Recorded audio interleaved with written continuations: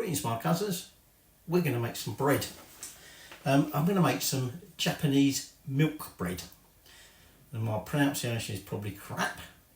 Shokupan or Shokupan is what it's called in Japanese, or Hokkaido. Again, my pronunciation might be a bit crap, but there you go. But essentially a milk bread.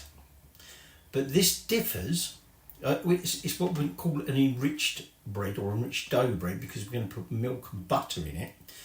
But equally, it uses a process of basically making a simple water and flour roux that helps with the texture and the stability of the bread.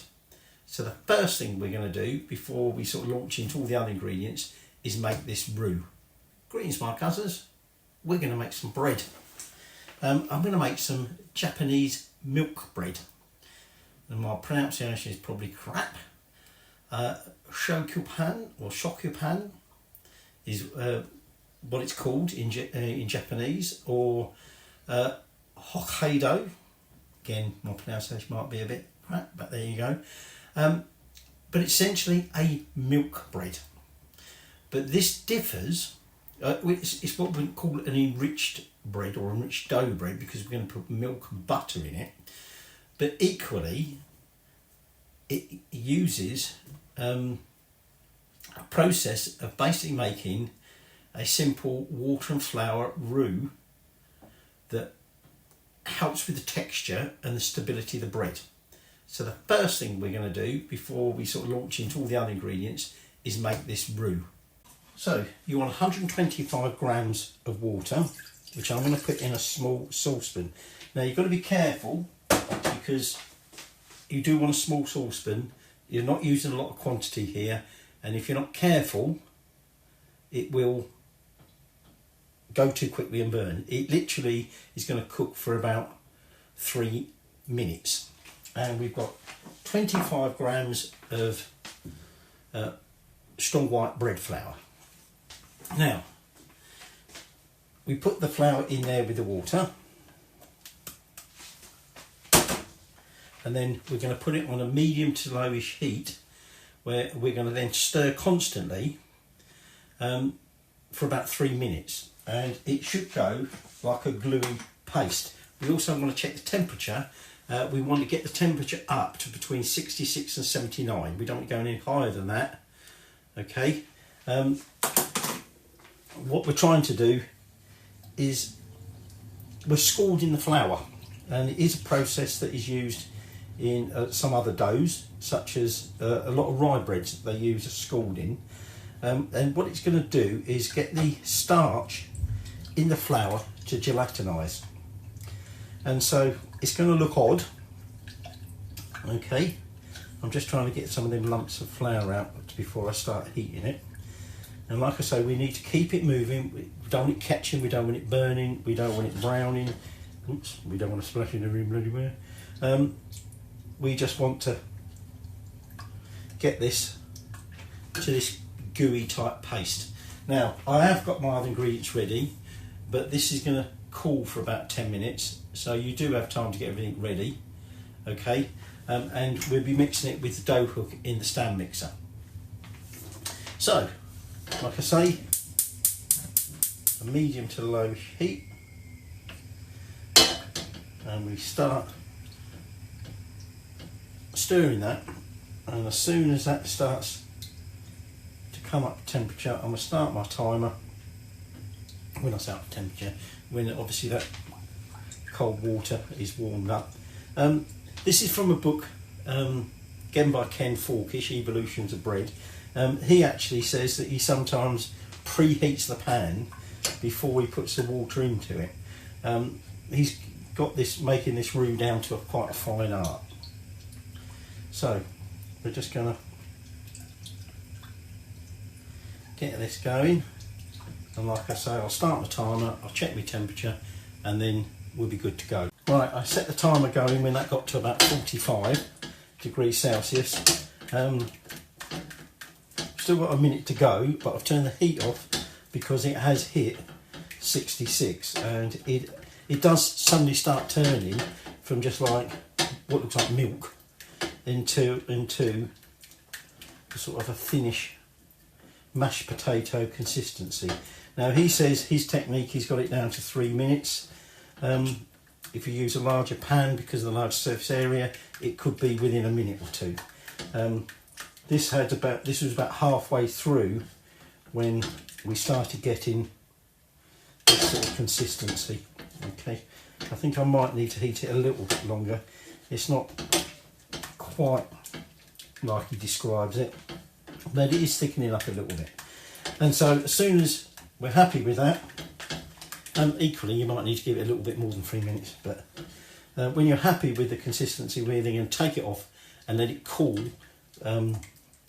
for about 10 minutes. We want it down to about below 43 when we add it to the bread.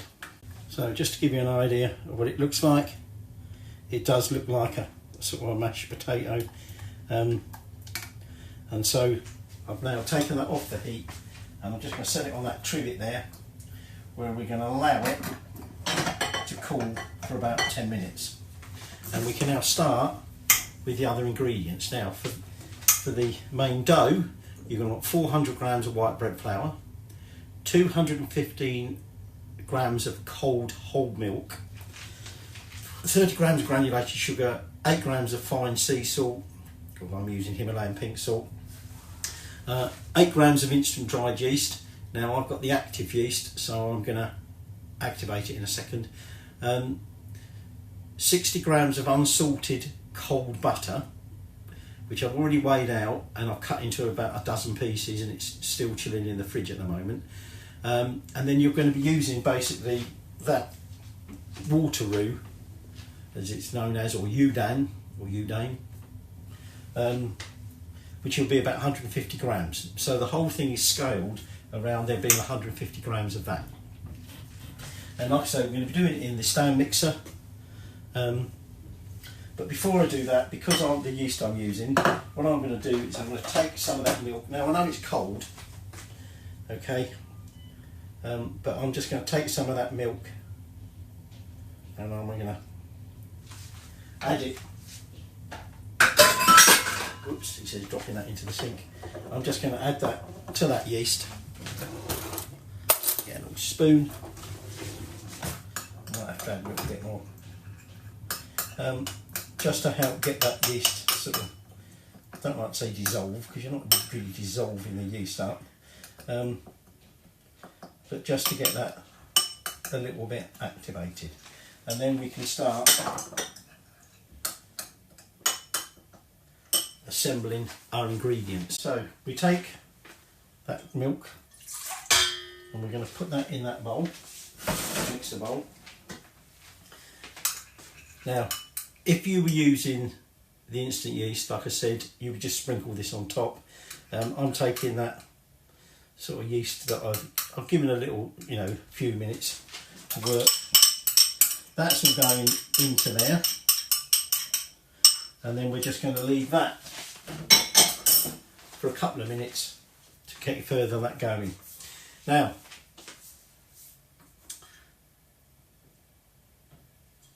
we're going to add the various things in stages, okay. You're going to need something to proof this in, okay. We're going to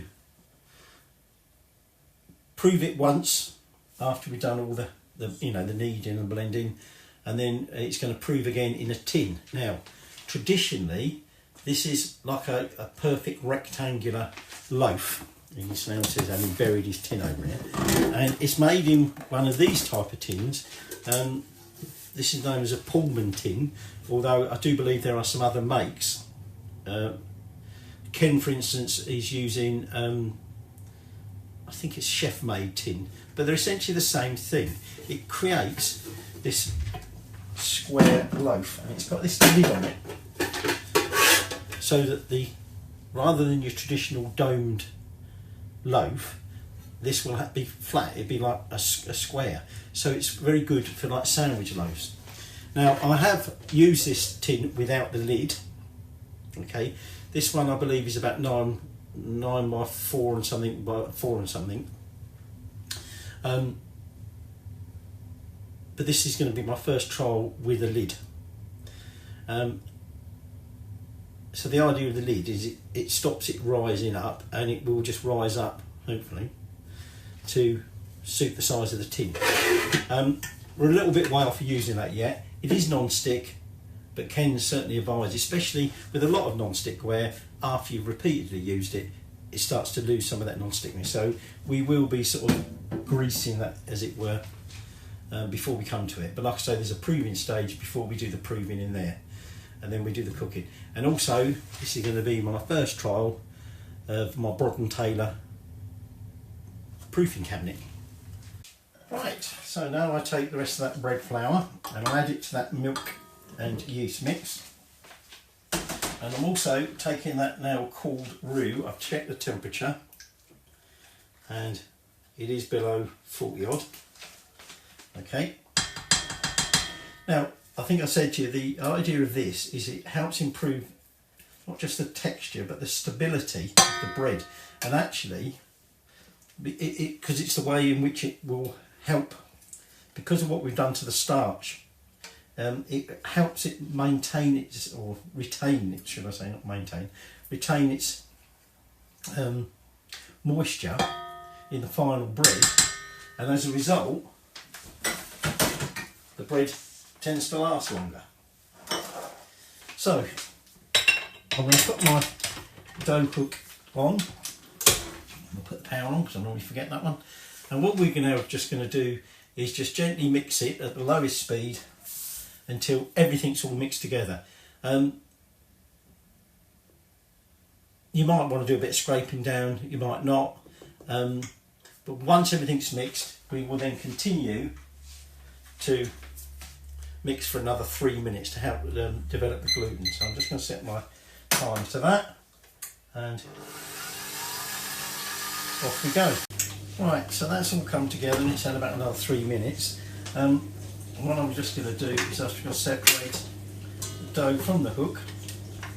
Okay, it is quite a dry dough, unlike, you know, some of your other, you know, hydration doughs that you might make. And then we're going to sprinkle in granulated sugar. Did I say how much that was?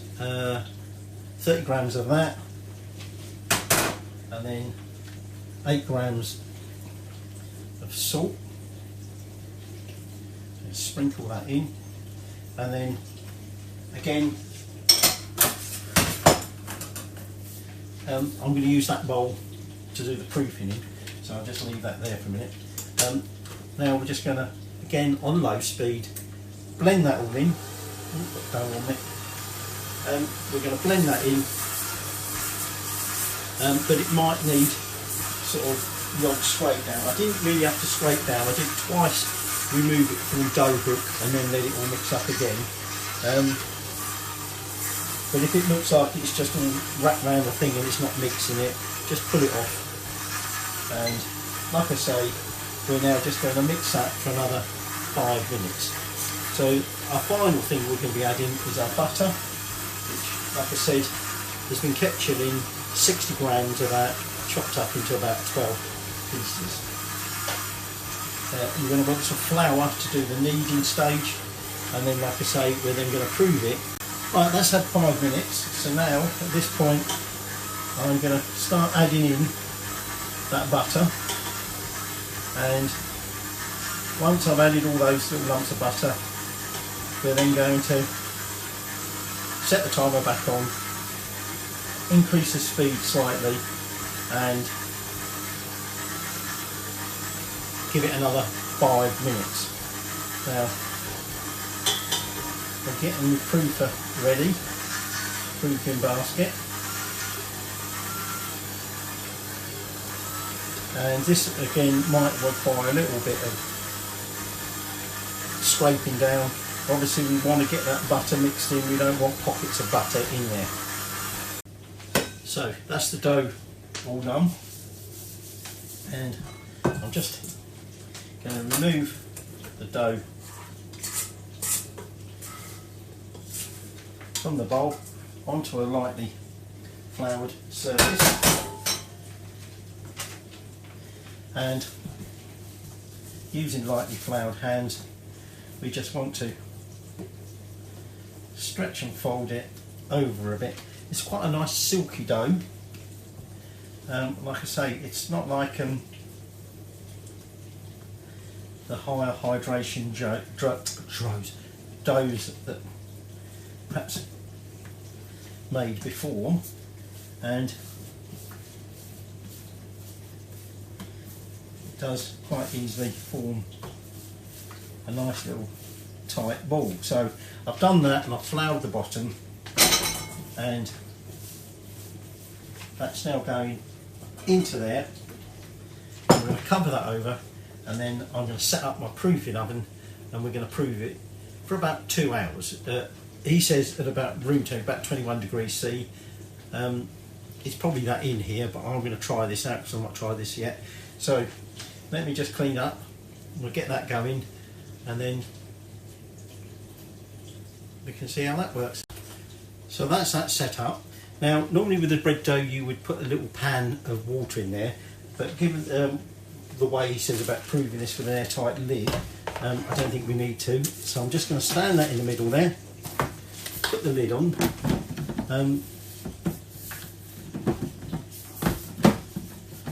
and I've set it for 21, and we're just going to now leave that, like I say, for about 2 hours, where hopefully that should double in size. So I'll use this time, I think. So we'll be seeing you in 2 hours, which should give me a chance to have a little bit of a clear down. We will be doing a final little kneading and folding stage, so I'll leave my flour, and also at that point we'll have greased our tin, but we won't put the oven on at that stage because that tin will go back in here and prove again. So that's had, actually I haven't had 2 hours yet, it's had 1 hour 55. Set that to an hour for a minute so it don't ring. So it has increased in size a little bit. And what we're going to do now is we're just going to remove that from the bowl. Okay, and I'm putting it onto a floured surface, and we're now just going to do some stretches. So you can see I'm stretching that out, folding that over,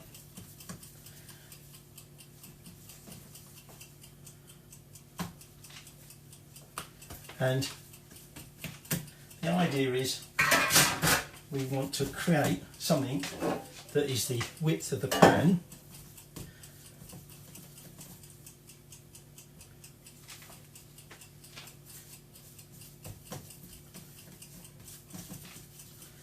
I'm just going to give it some stretches that way.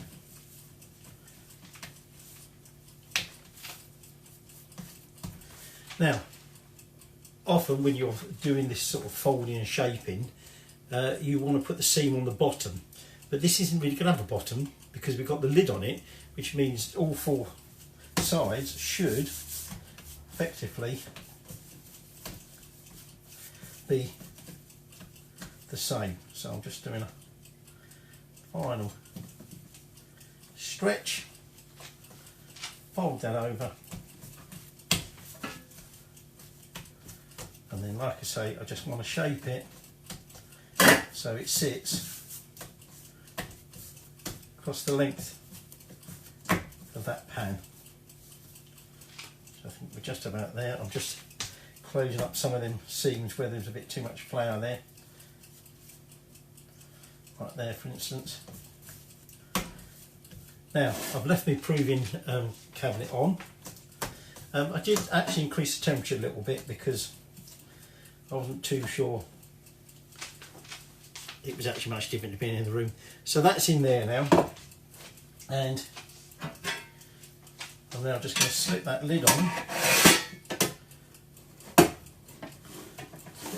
tight and fit this lid, and now that is going to go back in there for about an hour and a half. Now we're going to check on it periodically.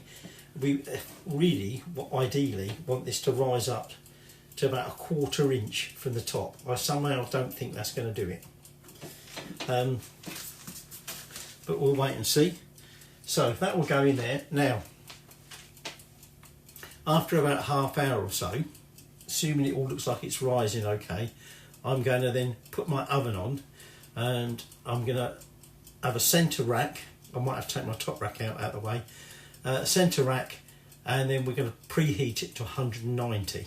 Okay, so I'm just going to get this in here. Like I say, we're then going to keep an eye on it. We're not coating it with egg. If you wanted to have like with no top on it and you wanted like a shiny crust, you give it an egg wash. But we're going to do it more traditional style.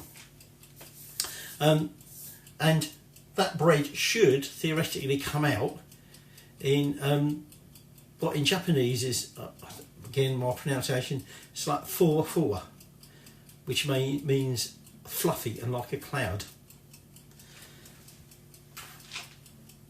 Traditionally, it would be sliced quite thickly, and it's used for sandwiches, open sandwiches, or whatever. So,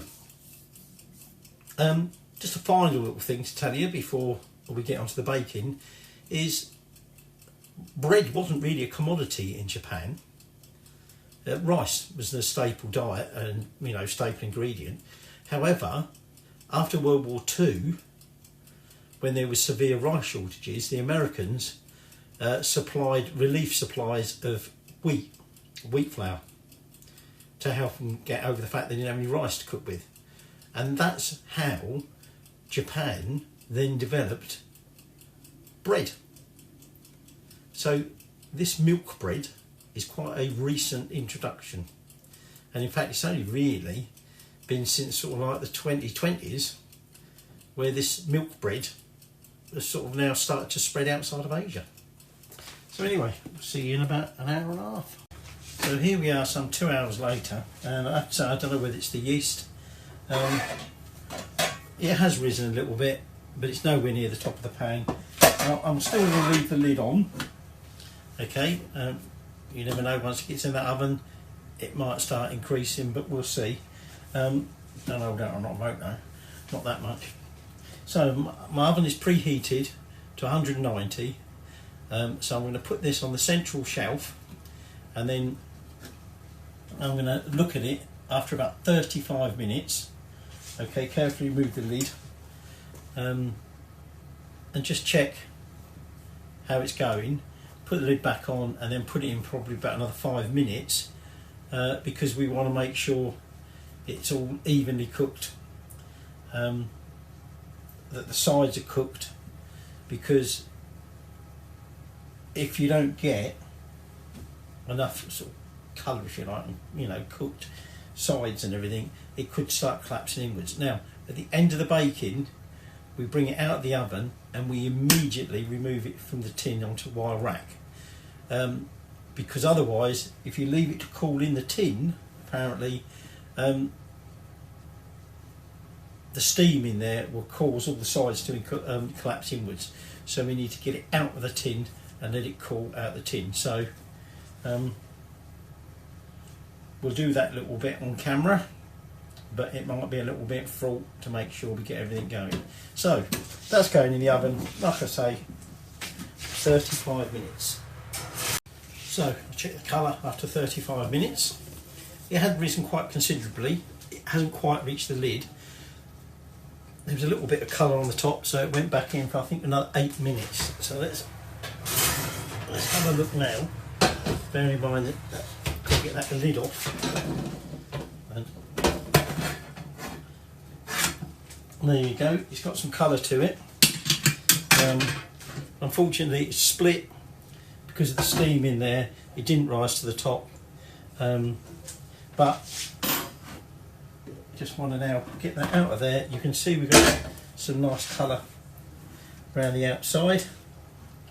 Okay, so now I'm going to let that cool for at least 30 minutes. Better if we make it an hour. Okay, but we'll let that cool for at least 30 minutes and then we'll slice it and see what it's like. So this is at about 40 minutes. It's still slightly warm, but decided I can't wait any longer. So Just going to slice the end off.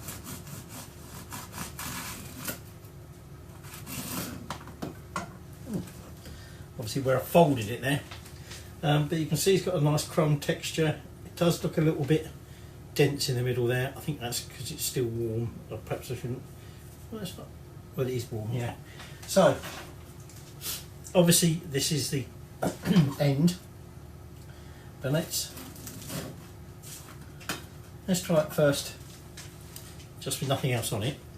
By all accounts, it's quite nice with like fruit on it.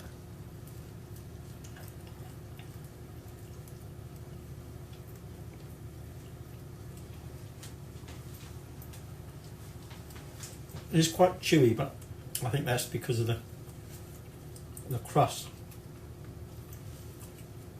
It's sweet.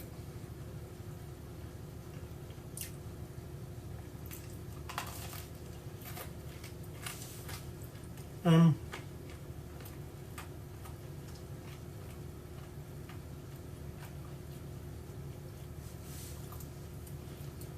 just almost feel a little bit cakey. There's no egg or anything like that in it, but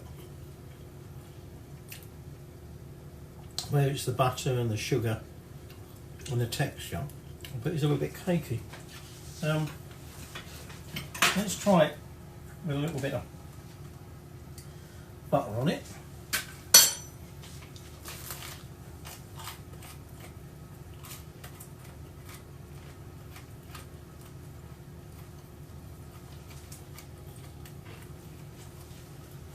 Even with the butter on it, you can still get that sweet sort of bready flavour through.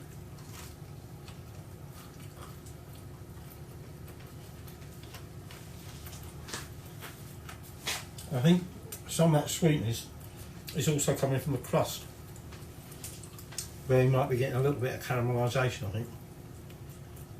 So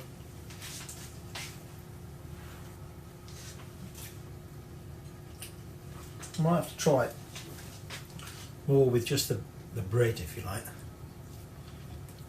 Oh. Certainly very nice. Pity didn't quite come out like the plan was, but the bread's alright. It's just not the shape I wanted.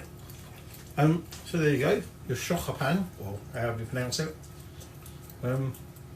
Japanese milk bread, made using an enriched dough with butter and whole fat milk, and using what we call a udon, which is a Water Roux mixture of flour and water. Apparently that's known as a udon, which translates as like hot water starter. There you go. Shokupan. Very nice.